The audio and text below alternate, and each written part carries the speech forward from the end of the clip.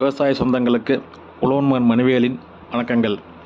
இன்றைக்கி நம்மங்க கண்டங்கத்திரியை பற்றி பார்க்கலாங்க. இது வந்துங்க கண்டங்காரி, பொன்னரத்தி, முள்குடிச்சி, சிங்கினி அப்படின்னு வேறு பேரில் சொல்லுவாங்க. இந்த செடி பார்த்திங்கன்னா நல்லா முள்ளோடு இருக்குங்க. இதோட பழத்தை பார்த்திங்கன்னா மஞ்சளுங்க அப்புறம் ஊதா கலரில் இருக்குங்க. இது மழை காலத்துலேங்க வேலியோரத்தில் குப்பையில் எல்லா பக்கம் முளைச்சிருக்குங்க தானாகவே. நம்ம மக்கள் நிறைய பேர்த்துக்குங்க இதோட அருமை தெரியாதுங்க. கிராமத்தில் வயசானவங்கிட்ட போய் கேட்டு பாருங்கள், இது எவ்வளோ உண்மையான தேவைன்னு தெரியுங்க எல்லாத்துக்குமே. கண்டங்கத்திரிக்கோட இலைங்க, பூவு, காய், பழம், விதை, வேர்னு எல்லாமே அருமையான மருத்துவ பயன் கொண்டதுங்க. சித்த ஆயுர்வேத மருத்துவத்தில் இது நல்லா அதிகமாக பயன்படுத்துகிறாங்க. சுவாச சம்பந்தமான பிரச்சனைக்குங்க அத்தனை நோயை குணப்படுத்துங்க இந்த கண்டங்கத்திரி.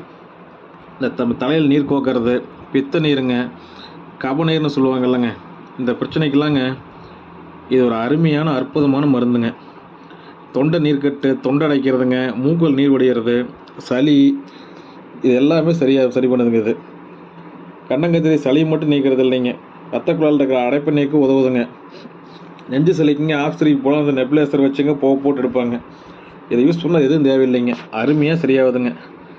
சரிங்க, இந்த வீடியோ பிடிச்சிருந்ததுன்னா லைக் பண்ணி, ஷேர் பண்ணி, கமெண்ட் பண்ணிவிட்டுங்க. அப்படியே போகிற போக சப்ஸ்கிரைப் பண்ணிட்டு போங்க.